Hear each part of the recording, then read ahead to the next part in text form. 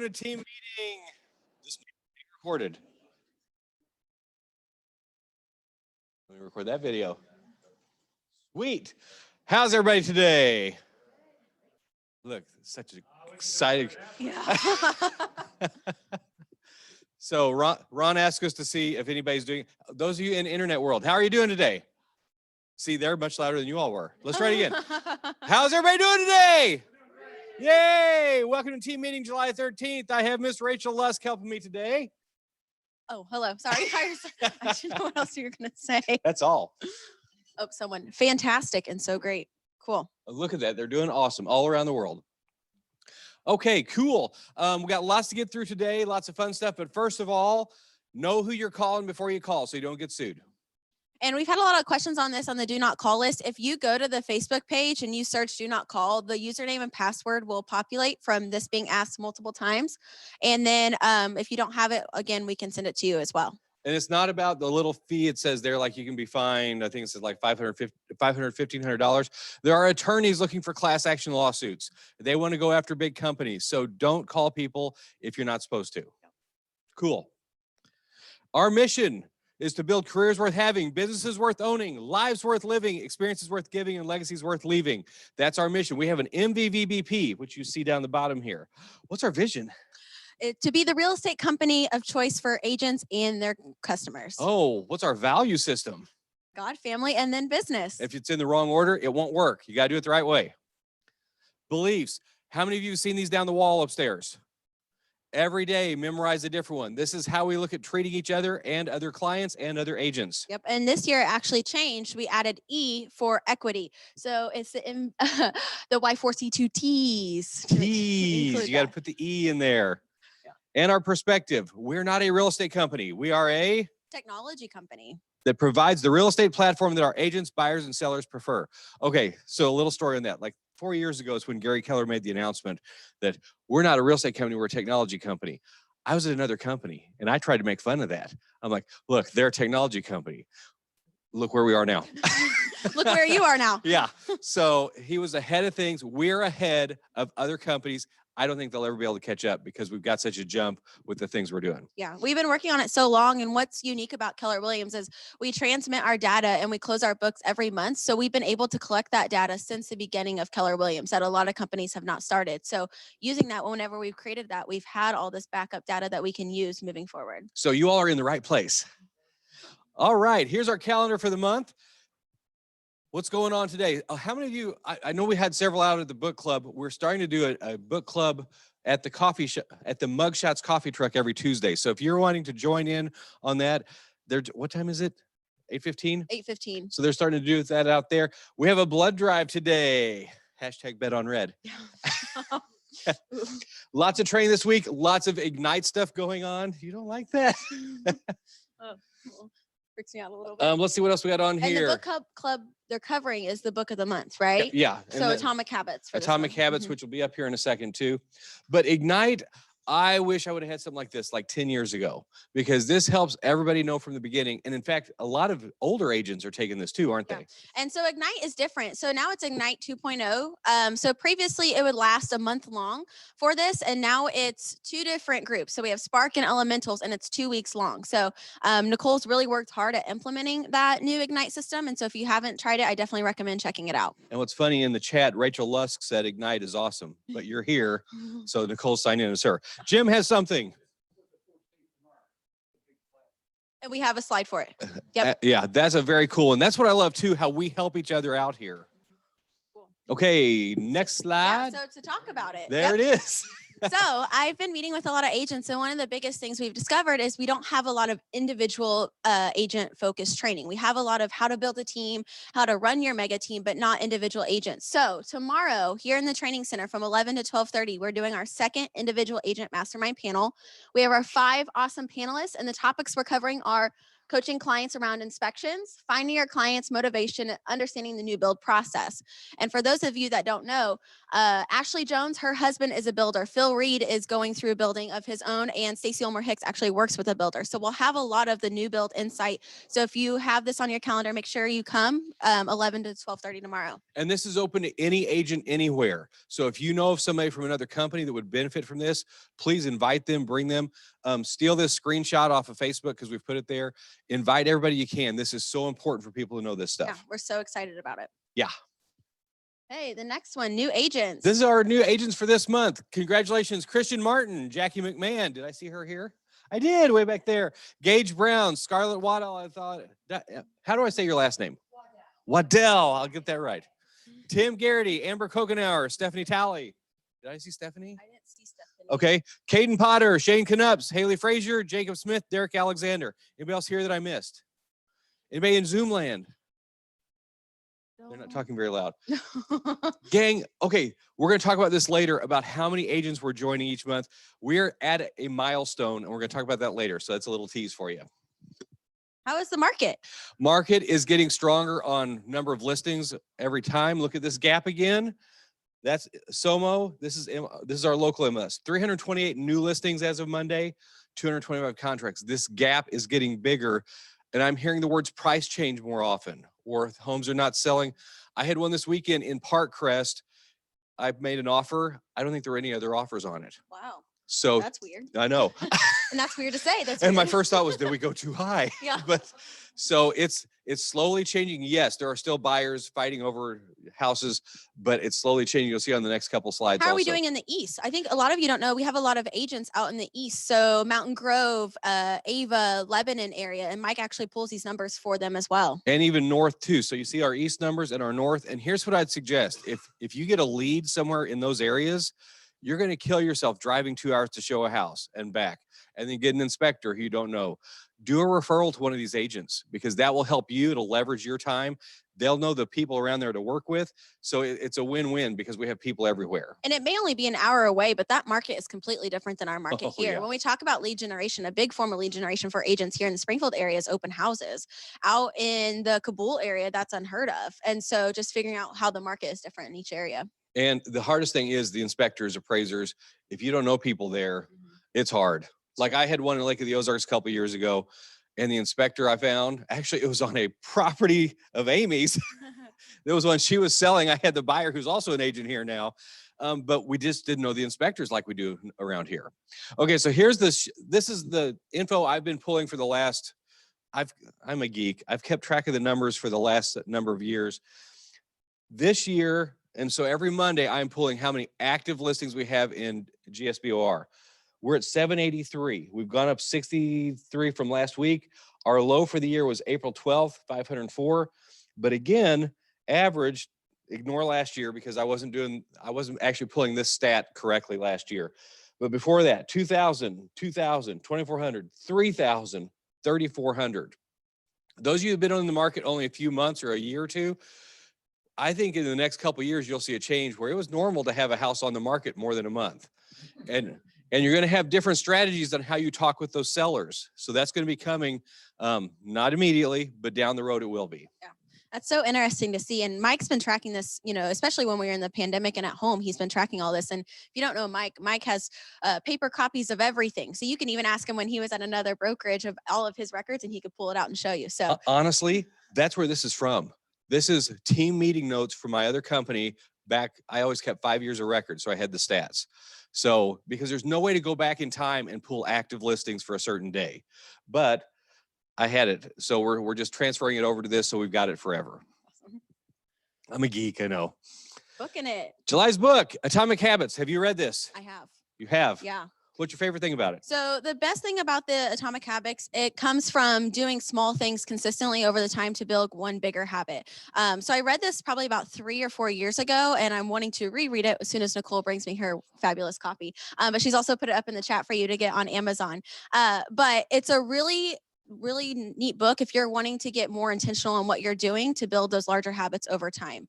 And then through this, if you've read the book in it, Mike is now passing the book and it responsibility to Ashley. So if you've read any of the books so far this year, make sure you tell Ashley so she can get your name down so we can do a big pizza party at the end. That's right. So there's a nationwide speaker named Louis Giglio who I heard this weekend, and he talked about the fact that neuroscientists have found if you do a certain habit for 66 days in a row, it will open a new neural pathway in your head.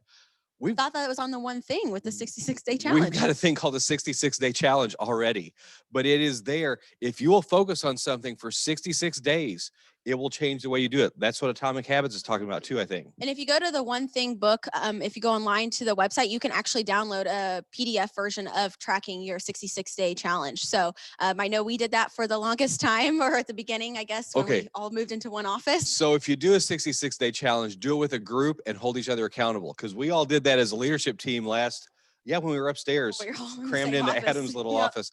And so you feel every day, you're like, I'm doing this because they're going to hold me accountable tomorrow. Yep. So I was on the treadmill every night for 20 minutes. Even if you didn't want to be. I know, having a sandwich. Okay. Maybe not. Okay. We have Casey in the house live today. Come on up if you got anything. Amy, let's go back a couple of notes also. The link is there for the Atomic Habits, and Amy Hunsaker-Williams says it's also on Audible. Welcome, Casey. The only thing I really want to talk about today is a post that I saw on your internal page about USDA and territories possibly losing them, basically. That's something that we can't predict. It's something that we find out when USDA says it's going to happen. For those of you that's been in the business a while, I saw people were worried about Ozark Nixa. We once upon a time didn't have Ozark Nixa that were available for USDA. So is it going to happen? Nobody knows. Personally, I think it's going to happen. I think we're going to lose Ozark Nixa. I could easily see Willard and possibly Republic, all of those. So the key with that is, basically our 100% programs are gone. The good 100% programs are gone. We do have a couple other options. So keep that in mind. They're not my favorite loans by any means, but there's a time and place for the loan. And so just let me know if you have any questions or anything on that.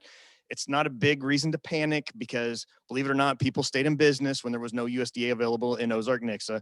But it's based off of a tax levy. So I saw somebody also put population. It has nothing, kind of has something to do with population, but it's not big, because if it was population, Battlefield would be available right now. And Battlefield hasn't been available for many, many, many years. So just keep that in mind. No need to panic. It's probably going to happen. It almost happened last time, and we actually did lobby up at the state at Jeff City, and it worked. So that's something else we can also think about. The only thing we did lobby for last time was how our housing market was kind of down. So I think that argument's gone. But just keep that in mind. It's no need to panic. It will still happen. You'll stay in business. It's not that big a deal. So if that were to change, how quickly do you think that would take an effect? Do I know? If it were to change, how quickly would it take? Really, in the past, I've only been doing it 20 years, so I've only seen 2 changes. But typically, we've never lost something except for Ozark Nixa and got it back. So it's hard for me to imagine us just getting it back, especially as people keep moving to this area and populations keep going up, which in turn has tax levies going up. Yeah, how many of you got the tax increase notice in the last month or so? Yeah, they figured out fast. Hey, if house values are up, taxes can go up. Is Troy Luganbill on? He's no longer with HSA. He's not. Mhm. Okay. Yep. Is So we're anyone waiting from to hear our HSA? new rep. Okay. Mhm. And I see Jess Bowman in the back. Yep. Yay. Awesome. Hold on. Hold on, Hang on, Jess. hang on. You need a mic. No one can hear you online.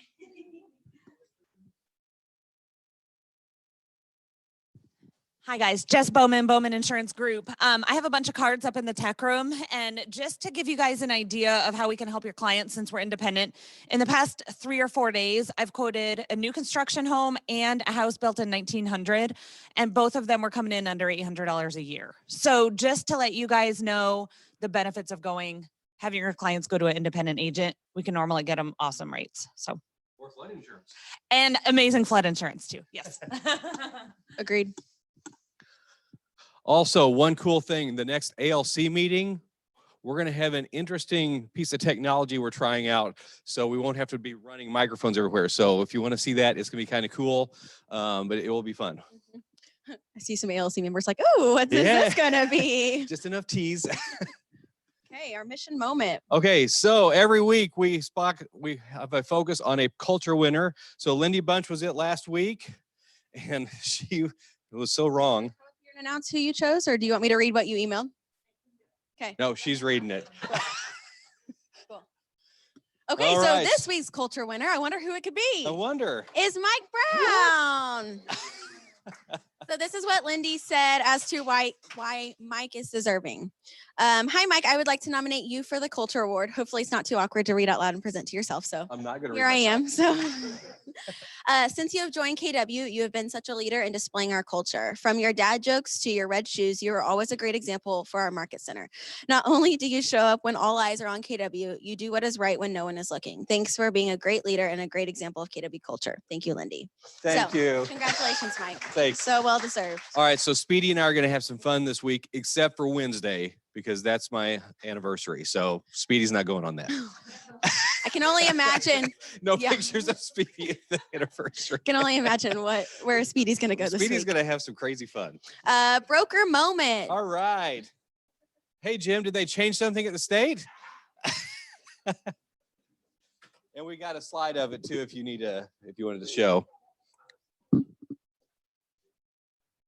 I hope Mike realizes it's only a nomination. You heard that, right? He got nominated. He didn't get elected. I got to start a Yeah, campaign. you have to campaign. GoFundMe. So I always get to come talk to you guys when something happens which is not pleasant. So this week I had a conversation with another broker, and he pointed out the fact that the state MR, Missouri Realtors legal team, has decided that we haven't been practicing correctly regarding the contract on page 2 of 8 regarding the appraisal contingency. So what we've understood in practice, been the standard of practice now, if a buyer chooses not to check the appraisal box, in our mind, and what we've told our clients, is that the appraisal is not an issue any longer. Correct? Everybody with that? Wrong. Per the lawyers at the state, that's not what that means at all. No matter, even though it says that in the paragraph, it doesn't mean that. Why would you think that?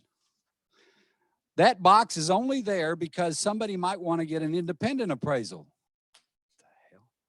I mean, it's like, you got to be kidding me. And this is honestly what they said.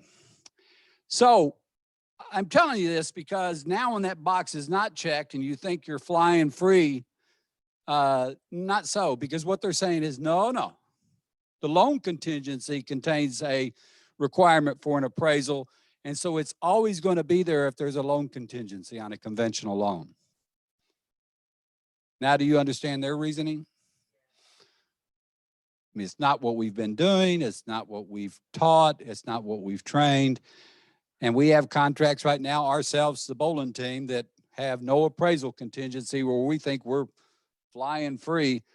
Maybe we are, maybe we're not. So is there a way to avoid the appraisal contingency? Can you put that in the special agreements? Yes, there Does it have is. to come from the lender? There's always a workaround, and in this case, you must add language in the special agreements. So let's say you receive that, the checkbox is not checked, and you're thinking, because of what now the legal minds have decided to push us at, we need to add something, so there would be a counter. Or if not, you would tell the agent who's writing the offer, if you're removing the appraisal contingency, then you need to write into the special agreements that all parties agree that the appraisal contingency has been removed and that the buyer agrees to buy the property regardless of the appraisal price, and or has that escalation in there. It says, I'll pay at least $10,000 over the appraisal price. One of those things will make that stay in place. But you have to have something. If you don't, it's still going to tie to the loan contingency. Now, if the loan contingency expires, what else expires? The appraisal. So as long as those are gone, you're okay if you're worried about it. But we read it, and I've got a degree in English, And this is what I understood, and this is what's been taught throughout the board until the last 30 days or so. Rob Luck put in the chat, sounds like we should go to a one-page contract, half page for info and terms, half page for special agreements. Well, what we need is better communication from the state. And here's a problem, and it's always been the problem. It's like board members. Some of them actually practice, like Mike. Some of them practice very little. And the attorneys don't practice at all. They sit there, and if you'll ask a question of an attorney, and you say, blah, blah, blah, what do you think about that? You know what their answer is going to be 9 times out of 10? It depends. It depends. So they've sprung this on us, and it was really pushed by our board to say, we don't care how you're practicing the rest of the state. This is how we're practicing. What should we do? So now what's going to happen is they're going to add language to the contract in this section, hopefully, that clears this up. Now, I don't know what's going to be. It may make it worse, but what we should do is remember that if we want the fact that the buyer says, I'm not requiring the appraisal to be the contract price, I'm going to have to add additional language to make sure that's true. Hold on. Amy asked if we could email the verbiage on that. On the slide, yeah, we can share it. So I figured, how valuable is it coming to team meeting and learning this, information out? So we'll make a post about that so we can share it. Would not count on new They've forms. been till the changing first of the faster, year. though, January so- 1. Yeah. So Jim, what are the implications there for earnest money or well, I guess there's 2 questions for earnest money with the appraisal. And then how do we respond if appraisal comes in low if that box is not checked? Because typically that notice rider is part of that contingency. Well, the problem is this. Before, we thought that the appraisal played no part. It was gone. It was a non-issue. But now the appraisal comes back on this $300,000 purchase at $275,000. And the buyer comes to you and says, or the buyer's agent and says, you know what, we want a reduction in price. And you say, wait a minute, you waived the appraisal. Per the attorneys, you haven't waived the appraisal. It's still part of the loan contingency. So unless the loan contingency deadline is passed, then you have to address it in the appraisal notice. You either have to reduce the price as a seller, buyer has to come up, negotiate the difference, buyer terminates without penalty, and the earnest money is returned automatically per paragraph 8, which requires a signature of both parties on a mutual release. Actually sound to use the appraisal notice still, even though that section's not in play rather than the financing notice? Yes, if you're the seller or if you're the buyer addressing a seller about a low appraisal, yeah, always use the appraisal notice. You always want a document that has to be signed by both parties. Jim, would you clarify a cash offer in regards to that? As far as the box at this point? I don't want anybody to misunderstood if it's a cash No, offer. I mean, I don't know that I'm clear. A cash offer, if you're waiving the appraisal, then you still might want to use additional language, to make sure that they understand. Because I will tell you this, with my investor clients, I still check the appraisal box. I mean, they might be buying a $40,000 house, but if the bank says we need appraisal and appraises at 30, I want to buy it for 30, right? Or my clients do. So I still check that. But if it's cash, you might still want to go back and have additional language to say all parties agree that regardless of the appraisal amount, the buyer is purchasing as is cash.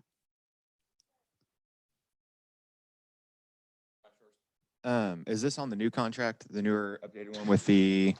Yeah, the last update that they Okay. had mid-year. Okay.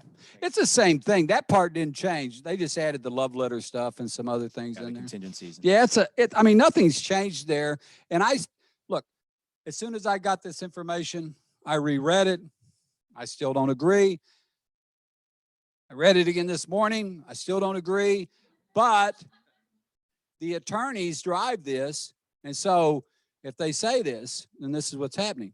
Now, my argument is this. Anybody that's ever been involved in anything legal, precedence is what sets the law. And we've been practicing like this for 2 years. So what is it? Well, you know what? So that we can play and practice with the rest of the other 1,600 agents in the board, then we probably need to follow these guidelines here. And again, I wrote this, so this is not, and I wrote it like in 2 minutes. So I don't know if I'd just say this is the end all be all of what you should put in something, you know. I kind of was surprised that it was up there. Suffice it to say at this point, you know, that's, yes, ma'am. Okay, I'm a little confused about a cash offer, because if it's a cash offer and you don't check the appraisal box, then it should be understood by all parties that I agree. there's no appraisal I because agree. there's no loan, there's no financing, But you know what you're doing. You're right? assuming that that's what everybody understands, correct? So you're saying, just to be clear and just to be Yeah, safe? I mean, even if you do it in an email on a cash offer, I think you'd be okay. But you need to have something to say, you know, we're in agreement here, right? That type of deal.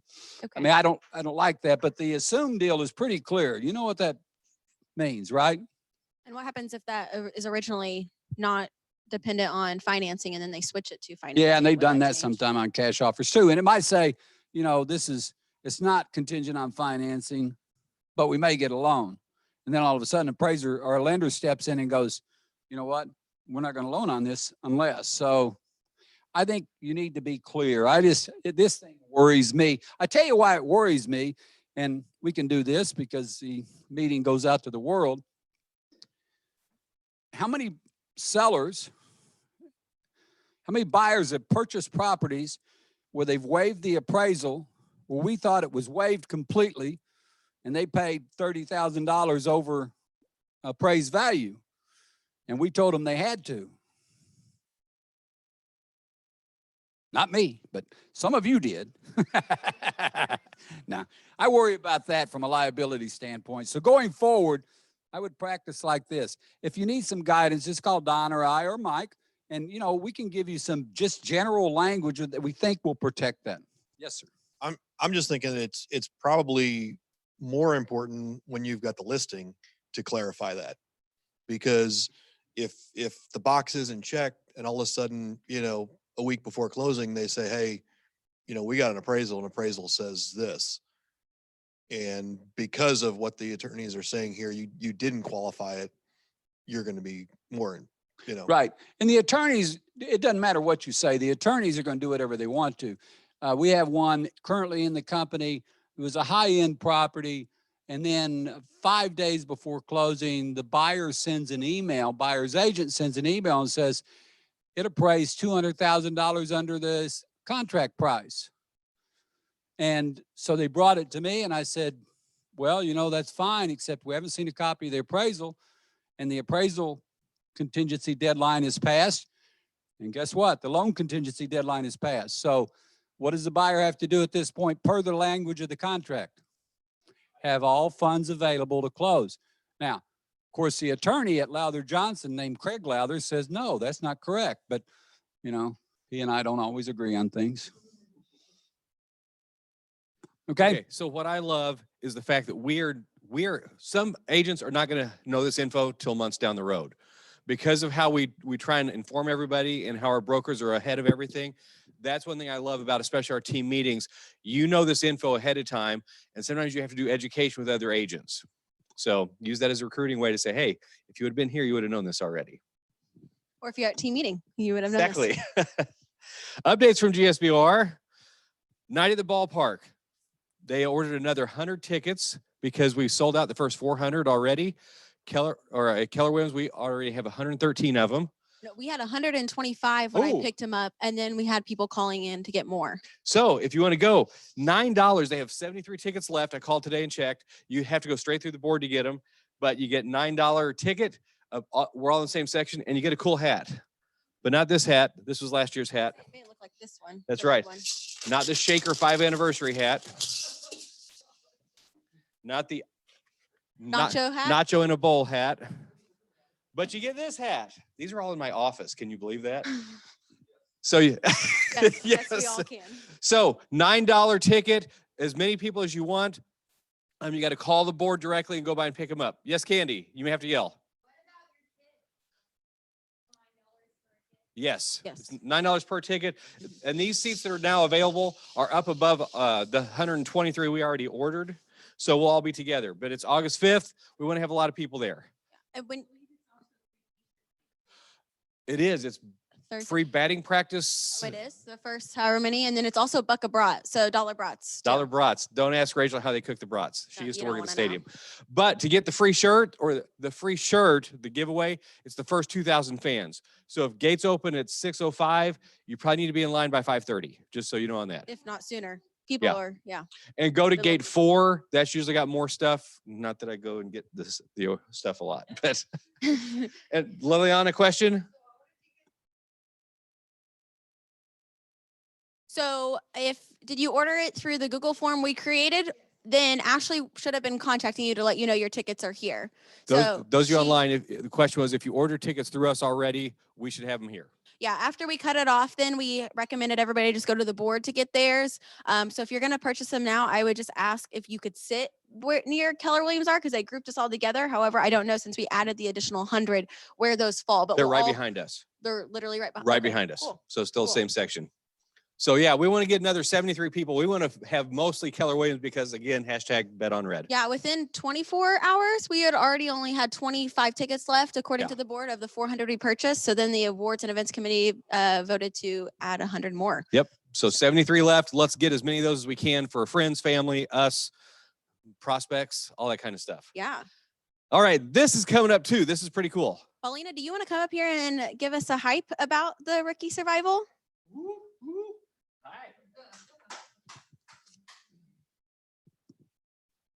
Okay, so Rookie Survival is July 22nd, next Thursday, right? Next Thursday.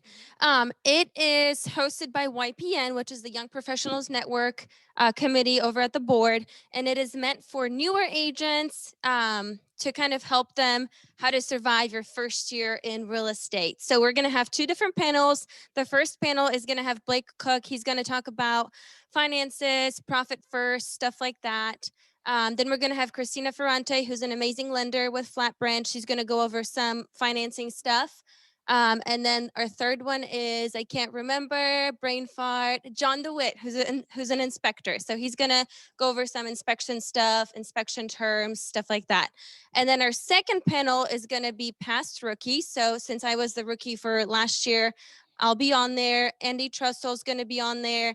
Tammy Smith, and then Melissa McGuire, who is also a Keller Williams agent. Cool. And if you guys haven't seen the Rookie of the Year list, it's like Keller Williams, Keller Williams, Keller Williams. 6 out of the last 9 Yeah, years. it's incredible. So highly encourage all of you guys to come. If you're a newer agent or if you've been in the business for longer, there's going to be lots of great information and lots of great speakers. You know, and I always look up to Andy Trussell. Because he's So Paulina, if they want to attend, is it virtual and in person? Yeah. Virtual and in person? Okay, cool. So for anybody that wants to attend, it is virtual and in person. But if you want to come in person, make sure you reserve your spot because there is a limited capacity at the board. So. and they do have light breakfast and beverages, but those are not virtual. You got to provide your own there. And I think next month for our individual agent mastermind, we're going to piggyback off of this and have Oh, cool. our rookies be a part of it as well. Yay, that'd So, be awesome. super cool. All right, save the date. GSBR RPAC Cornhole Tournament. We want to win this thing this year. So start getting your cornhole teams together. September 16th. I think it's at Farmers Park, the big covered area. So even though it's, later in fall, it was so fun last year. So seriously, mark that on your calendar. Get your teams together. We're going to the Nationals, baby. ESPN, here we come. That's right. Yes. I think it's 2 think per it's- team. Yeah. But And we, then you sign up and you compete against everybody else. I can't remember how many people we had playing last year. I don't know, but it was really cool to see all these cornhole things lined up. Yeah. Plus, they had a food and wine center going. It's sort of an actual official meeting with some fun on it too. Yeah, I think they have the meeting first and then it's the fun of the cornhole Yeah. tournament afterwards. I mean, there was about 15 or 16 of us last year. Yeah. Well, yes, we need to do more. However, I think we had a large turnout for the first time doing it. Correct. Mhm. So, but we had no teams as Yeah, far we as had I no know. teams. So get your teams together. It's time. Ignite is happening now. So if you haven't started, we started the new session this last Monday, so it's still time to join. This is the second step. So again, Ignite has changed to very, very beginning new agents, intermediate, and then the next step after Ignite will be Bold, which we'll talk about Bold here in a little bit. But if you haven't registered for Ignite, there's still time to join. And we have all of our top agents teaching this. So I love how much everybody here tries to help everybody else. It's not, this is my knowledge, I'm not sharing it. It is here. We got such a mindset of abundance where we're all here to help everybody. And I just love that. And Mike and I are actually teaching this session. What That's are you right. what are you teaching? I'm teaching seller something on Thursday. Okay. Seller appointments. Seller appointments. Seller appointments. Thanks. Yeah. Thanks, Nicole. Whew. Everyone's a little scared now. Thank you for surprising everybody. Woo. We'll turn that down Yeah. a little bit. Yeah. And then the blood drive today here at the office. Lindy, do you want to come up and talk about it all, or Doug? Doug? Yep. So what was funny when her voice came on, everybody was down looking at their phone, goes, ah! Nicole is sassy this morning. I agree. That's Lynn. right. It's every morning. Okay. Hey, blood drive. It starts just as soon as this is over, 11 o'clock. We've got a time at 11. We've got a time at 12. And then from 1 to 4, there's a lot of time frame. So if you guys want to go get lunch, whatever, come back and give blood. Also, for the people that are here, if you could, as soon as we're done, help us move some of these tables. That would be great, because we got to move a lot of these tables into the deal, and the blood drive people should be here anytime. We've got about 30 people signed up already, so it's a really good turnout. We were hoping to get at least 50, so we need 20 walk-ins. So as we do that, we're going to save the first few tables for Tech Tuesday, and the tables all tilt and nest into each other, and then we have rollers for the chair. So it's actually a real simple process. But yeah, many hands make the load light, something like that. Here we go. You got it? Hold on. I got an email from the CBCO, and they have removed some of the restrictions on donating blood. So if, like me, you've been to a country that has malaria and you were not permitted to donate blood in the past, they're taking your blood now. So even if you thought you couldn't donate blood before, you might want to consider going in and talking to them, since some of those restrictions have been lifted. But we strongly urge you still, it has to be your blood. You cannot donate somebody else's. Yep, since that's a thought. Yep. And also, just a reminder, if you've not done Code of Ethics in the last 3 years, you've got to have it done by the end of this year. So if you did it last fall, you're covered. And actually, Nicole may be able to put the link into where you can go to the NAR website to double check that you're there. Actually, if you guys just contact the board, they can look it up for you. There is a link, but there's a couple different steps. If you contact the GSBR, they have the capability to look up and see if you've done it. If you did do your orientation with the board, then most likely you have done it, but just double check, because you definitely need that done before the end of the year. If you renewed last year, did your CE and renewed your license, then you're good, you're covered. You don't need to do it. It's just new agents who joined after September 2020. So the continuing ed starts already. Yeah, cool. Okay, Mega Camp. Mega Let's talk Camp. about what this is. Yeah. So every year we have Mega Camp that's held in Austin, Texas. Previously, there would be about 9,000 associates going every year. And this year it's getting a little bit more selective. I think Austin has opened it up to 2,500. Maybe it's a little bit higher now. Actually, they got 2,800 signed up. I think they're up to like 4,000 or 5,000. Yeah. So what we're doing is we've had some of our agents receive the invite to go and attend Mega Camp. But what we're doing is we're having an on-site Mega Camp. So we're still working on the details, but what it looks like is there's 2 main days, the Tuesday and Wednesday, so the 24th and 25th. We are actually going to have sessions down here in the training center. If you haven't already registered, you're more than welcome to register. And just like what we did last year, if there's an additional price for the Market Center experience, you can just pay that difference. So what is the Market Center experience? What are we doing? So we haven't. This is all tentative. Okay. Yeah, so we haven't nailed down it for sure. However, we are thinking about transforming the training center into a watch experience for the main session. So when Gary's on or they do the big panels, the breakouts though, we will allow agents to go and do their own breakouts. We'll probably feature a couple throughout the Market Center, but we won't have them specific rooms designated for those. And just like any Mega Camp or family reunion we had, if you miss a session, you'll have access to go and watch it again. But one of the big things is we'll actually have our cultural summit, which is if you guys don't know, that's when Mo Anderson comes up, and she is the Velvet Hammer or the culture of KW. But we'll also be able to recognize our regional culture ambassadors. Who's that? And for those of you that don't know, Amy Malaya was selected out of our 6,800 agents here in our region as our cultural ambassador. So if anything, we hope that you can join us on that Wednesday morning at 9 o'clock when Amy gets recognized as being our regional cultural ambassador. So these are the theme colors for this year. We're gonna paint the walls down here. We're gonna have balloons. Okay, maybe not. Yeah. But we're gonna do it up big. Kind of like we did a big event last year. We want to change the feel of it. It's gonna be like big. This sounds weird. It's like big church service, and then we're all going to Sunday school classes. So we're gonna have small groups everywhere. That's kind of how it's going to be. We're going to have possibly some meals, some vendor things. It's going to be a cool event. So mark your calendars, and you want to get signed up. Even though we all can't go to Austin, we're going to have a cool camp here. And Amy, are you traveling to Austin for it? Yeah, that's so exciting. And she'll get to go on stage and get recognized. So we hope that you guys can join us here and support her when she's in Austin for that. And Rachel/Nicole just put the event up in there. It's real easy to sign up. And we might actually have some added things here. So more info coming as we put it together. Yep. But mark your calendars for those days. That's a month away. I know. Okay, we did this last week. We're going to throw this up here every week of July because you got to know this. What are the 4 laws of lead generation? Anybody know number 1? Of course they don't. You got to memorize these by next week. Build a database. Number 2, talk to it or feed it every day. Number 3, communicate with it systematically. Get a plan. Oh, there's these things called smart plans. Oh, I think Dan Tarkell teaches that. Wow. So you could learn how to talk to your database. And number 4, service all the leads that come your way. Okay. In other words, okay, here's an example. 4 years ago, I sold a really interesting condo in Fall Creek in Branson for $28,000. Did I make a lot of money on that? I think I ended up spending money.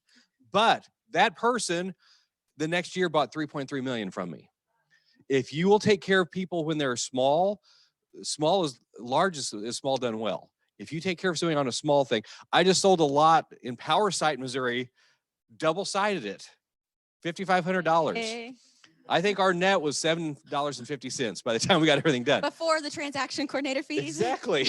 But that person, if you take care of them well, that builds into something else. So service all the leads that come your way. Don't look at it and go, figure out how to take care of people because this is a people business. And if you haven't built a database, that's okay. There's no better time to start than now. Exactly. And Ignite could help. Ooh, yeah.